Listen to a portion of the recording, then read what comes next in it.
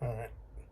Hello, Professor Linden, and anybody else that gets to watch this video. If I ever decide to post this anywhere, well, welcome to my research project.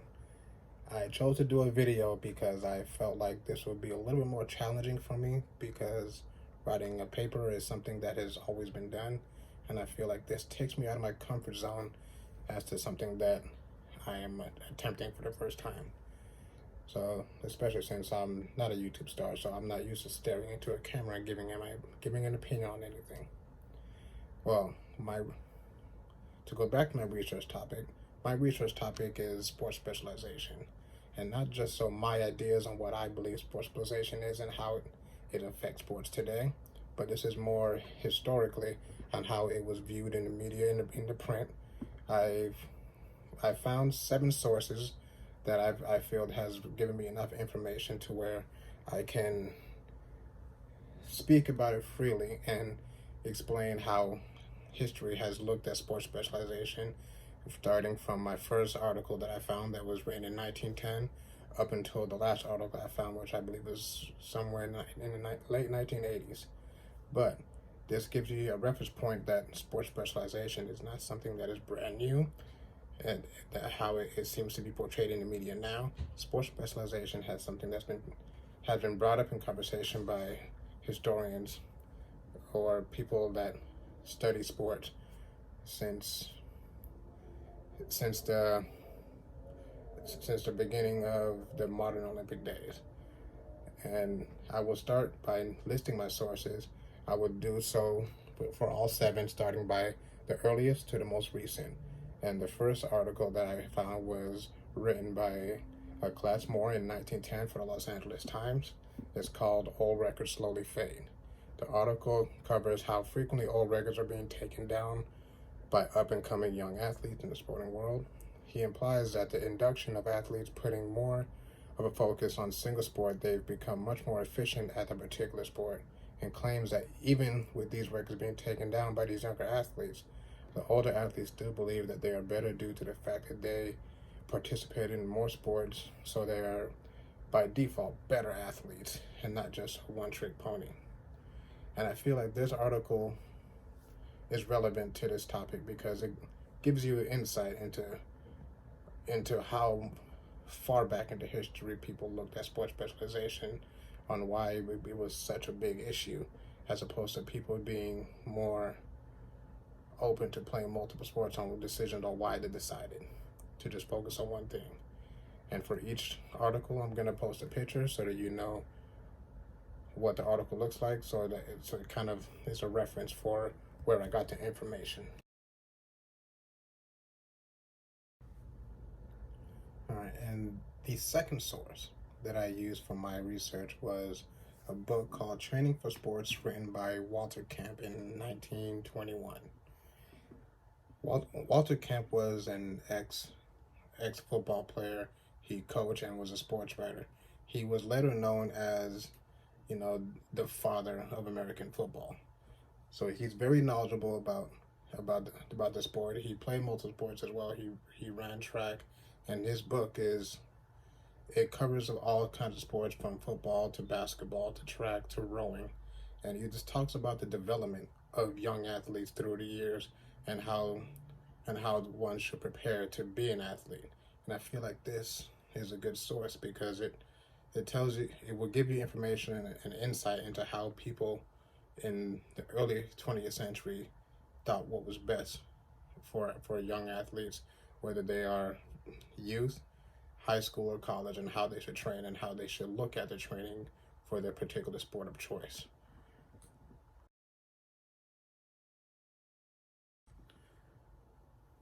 The third source that I used for this project was a study done by Joseph W. Newman in 1939. This was his thesis paper to get his master's from Kansas State University. The study was called After College Economic Effect of Athletics Participation and Accompanying Publicity on the Outstanding Football Player. A lot of these articles that I have, they cover football because it was one of the main sports of the early 20th century. So a lot of it will cover football. I have other sports as well, but that just happens to be one of the main topics that people touched on. In Newman Study, he did a study on 6 different universities and collegiate football players that have recently graduated from their schools.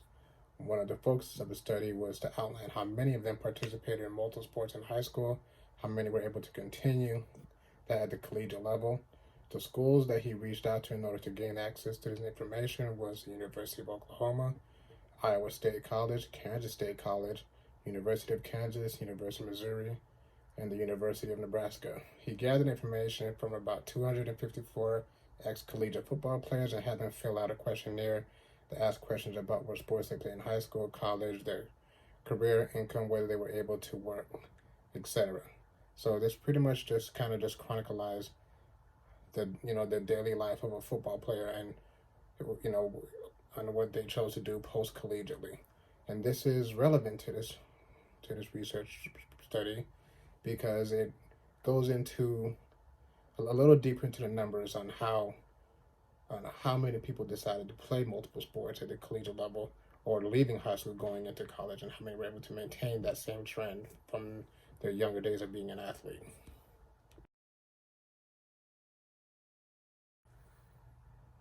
And the next source that I found for this research project was an article written in 1966 by Charles A. Bucher.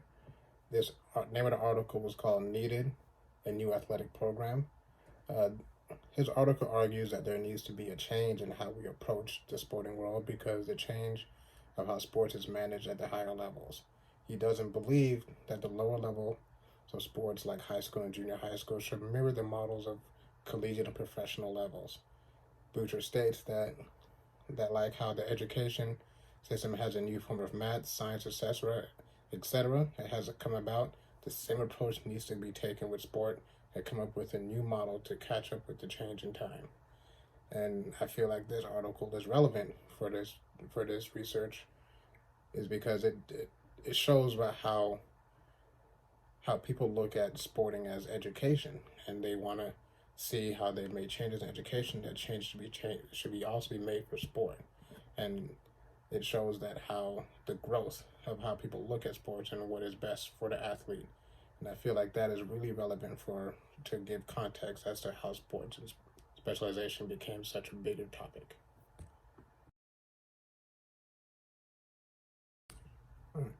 Another article that I found for this topic was a New York Times article written by William C. Roden in 1989. The title of the article is called "At the Top Level of Play, It's Often All Work." This article is on a local high school basketball player named Kenny Anderson at Archbishop Molloy High School. This article covered the trials and tribulations that he had to endure to be successful.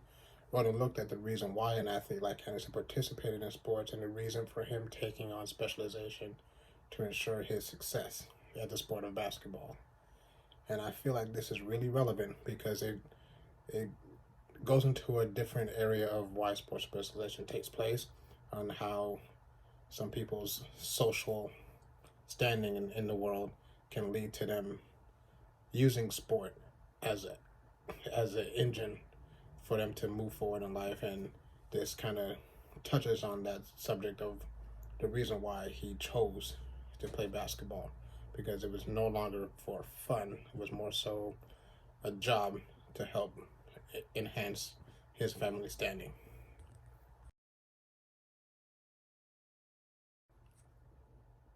Another article that I found was another Los Angeles Times article written by Mike Conwell, also in 1989. This article was called The Disappearing Act. Conwell wrote an article that covered how the multi-sport athlete is becoming something of the past. It only gives us a feeling of nostalgia. Being a jack of all trades is going to be something of the past, and that the country has moved on to the age of specialization. And not just in the field of sports, but in all walks of life.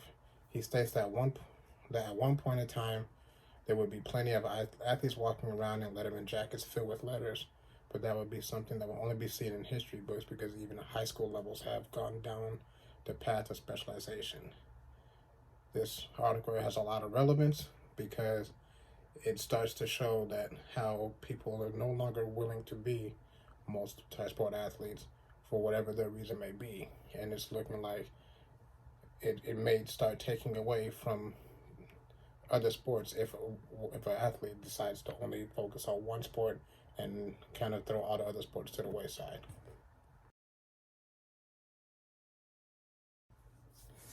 And the last source that I used for this research topic was a book written by Ronald A. Smith called PayforPlay: A History of Big-Time Collegiate Athletic Reform. And in this book, he pretty much talks about how college athletics has come to be, where it started out from in the 1800s, and how it led to athletes being given scholarships, because in the beginning athletic scholarships were not given. Everybody paid their own way, and I felt like the relevance of understanding how college athletes came to be gives you a great understanding of how specialization in sport may have come to be, because when money gets involved, people want to bring more money into their own collegiate program, and to do that and to win, you have to bring athletes in, and with that money comes leading to the idea of athletes spending more time focusing on one sport so that they can earn that scholarship money that is now being available to these student athletes.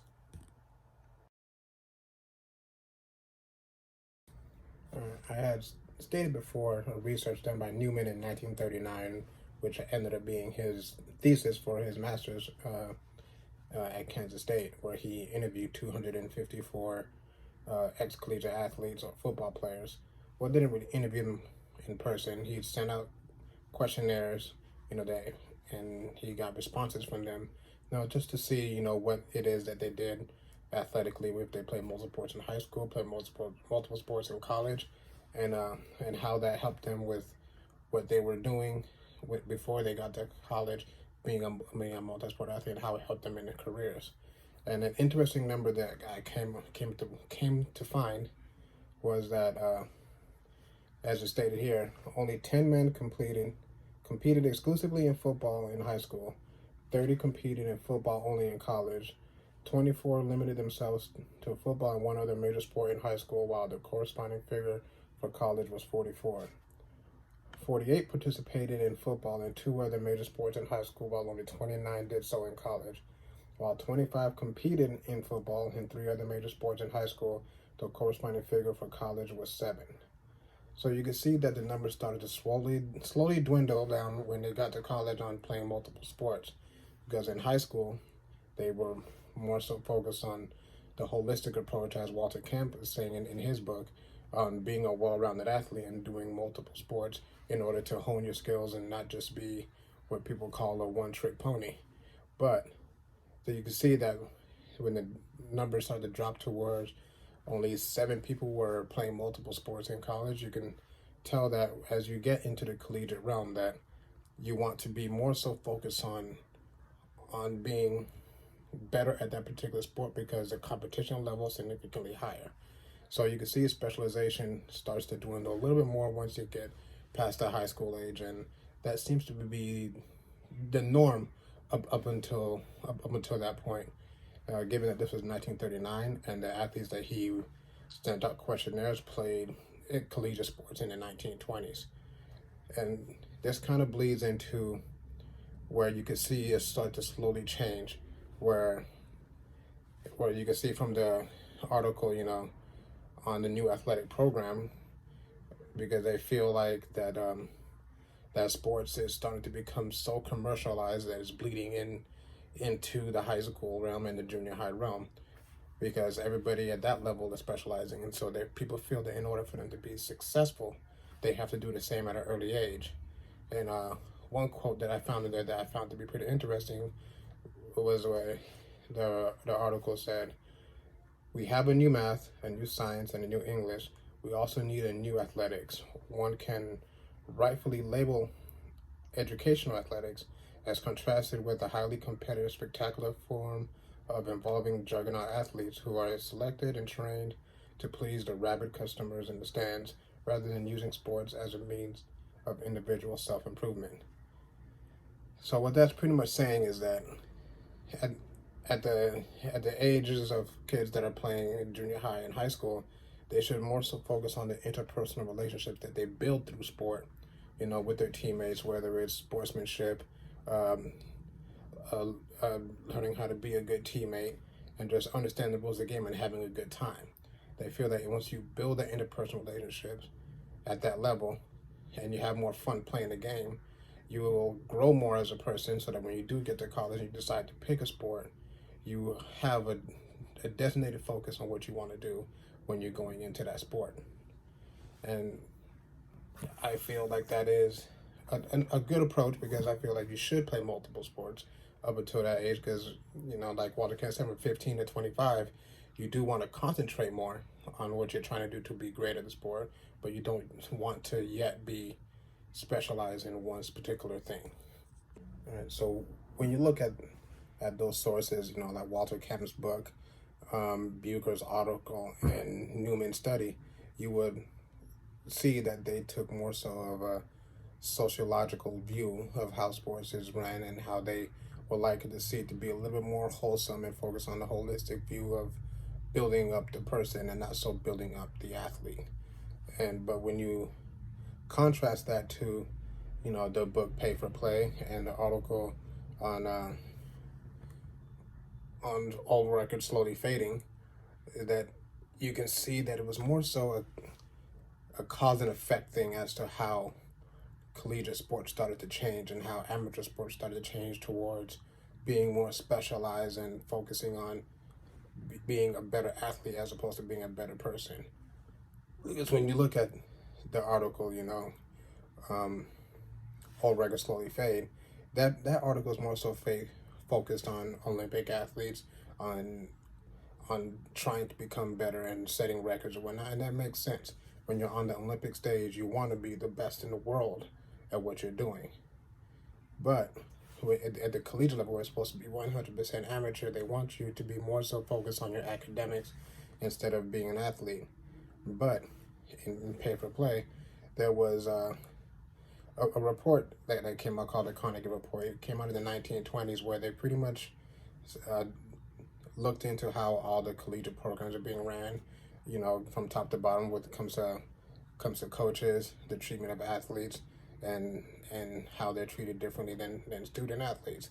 And they pretty much were going at how they were paying a lavish amount of money to bring in professional coaches to coach their amateur athletes. They were building huge stadiums that could seat 50, 60, 70,000 people, so that they can make more money at the ticket gates, because they were putting out a good product on the football field. And they were also talking about how much money is spent on their athletes, to get them on campus, as scholarship athletes, because as I mentioned before, for a long time there wasn't any athletic scholarships given to athletes. Everybody paid their way, and it wasn't until around this time where people started to give athletic aid to athletes, because they needed to win on the football field. So like the Southeastern Conference, the Southwestern Conference, and the Pacific Coast Conference all started to shovel out money to give out aid to athletes that were given to them by boosters. The last conference to ever step in and give athletic aid was the Big Ten. They felt like they didn't need to give anybody athletic aid, that everybody should be there because they want to be an academic, and sports came secondary. But when they saw that they weren't able to compete on the field with all the rest of the schools, then the Big Ten started to come in and give athletic aid. But in the Carnegie Report, one thing that I took from it was when it says athletics has been absorbed by the college, it is time for the college to absorb athletics. So they were trying to state that each institution needs to take back their college sports and kind of restore the amateurism that it was meant to be. But when you're shoveling out so much money to be competitive in sports, it's hard for them to tell these programs that that they should focus more so on bringing in students and not student athletes, when they spent so much money building these huge stadiums, so much money on giving funding so that these athletes can be on campus, to house them, to feed them, and also covering their tuition costs. So at the end of the day, the Carnegie Report seemed to be quite fruitless, even though it found great things to go against what was going on for the cause and effect, but it just didn't change much of anything because these schools still shoveled out all that money. And because of these schools shoveling all that money, a lot of the high school athletes, like one of the articles I talked about with Kenny Anderson, the basketball player, how they spend so much time trying to perfect their craft, whether it's baseball, football, basketball. They want to be great at it so that they can earn those scholarships that these colleges are not giving out. So in order to do that, they feel like they have to spend all their time focusing on that one singular sport and specialize in it, as opposed to being a multi-sport athlete. And I can see how that can be a lot of people's direction to earn these scholarships, because it can be life-changing for a lot of people. So specializing can be beneficial to people in those situations. So when I say that it is cause and effect, there's a cause that took place that made people decide, specialization may be the way to go for them. And I'm not saying that it is right or wrong, but there's a certain age where I feel that you should be focused on being a more well-rounded, diverse athlete. But when you're coming up to the age of 18, 19, 20, and it's about getting free education for those that can't afford it, specialization is a way of changing their trajectory in life. And I don't see a problem with that. So in conclusion, this project wasn't about to determine whether specialization is good or bad for any young athlete or any athlete that's approaching the college age. It's more so giving a historical background of how specialization came to be. And like I said, it's all situational because it was a cause and effect as to what happened that made specialization become such a bigger piece of the pie for people that wanted to go to college and be athletes. So you can take the information however you see, but there's no right or wrong way to go about it. It's more so the historical aspects of how this issue came to be. And thank you for coming to my TED Talk, and that is my project on sports specialization.